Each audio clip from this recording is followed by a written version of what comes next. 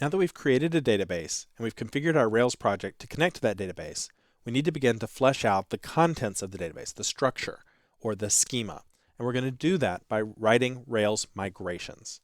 So you're probably wondering, what in the world is a migration? Well, a migration is simply a set of database instructions.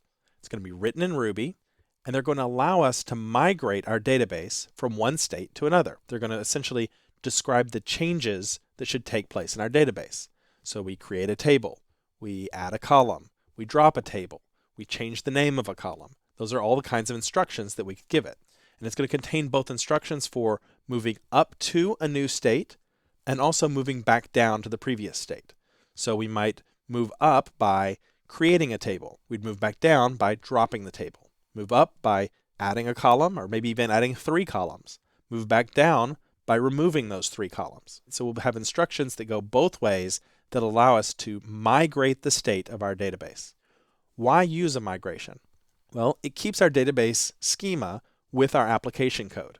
Our application depends on the database being a certain way. So since they're so closely coupled together, we want to make sure that the description of the database is stored right alongside our application code.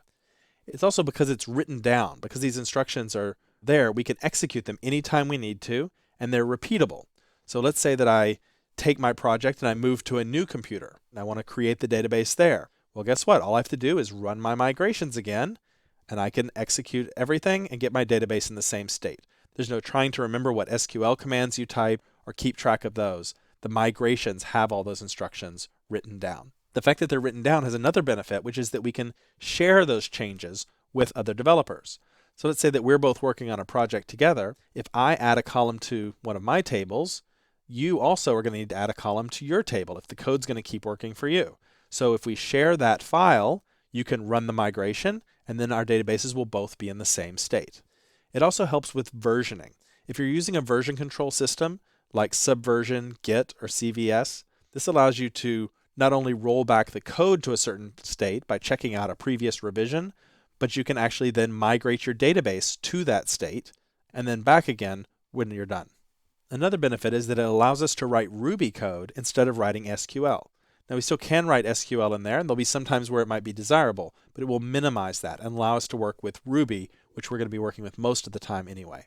The other nice benefit is that it's going to have access to our Rails application code. Where that pays benefits is if we need to make changes to the data based on what's already in there. So let's say, for example, that I have a first name and a last name for a user. I want to add a new column to the database that takes the first name and the last name and puts them together into a new field. So I just have full name, and that's a new column in my database. Well, I can boot up the application code in my migration.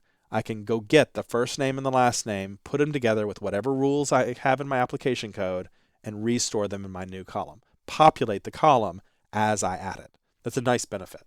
Now, I've given you a lot of reasons why migrations are really useful and really helpful. At the same time, I have to admit that they're not perfect.